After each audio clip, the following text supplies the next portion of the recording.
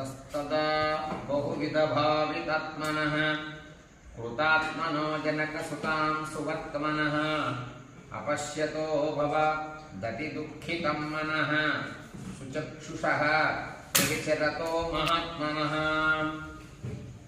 ధర్మ మార్గమును అనుసరించు మహాత్ముడైన హనుమంతుడు దృఢ నిశ్చయముతో నిశిత దృష్టితో ఎంత వెతికినను సీత కనబడలేదు.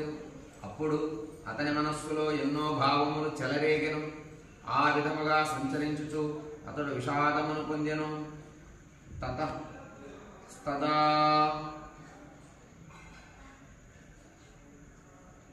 బహువిధ భావితాత్మనః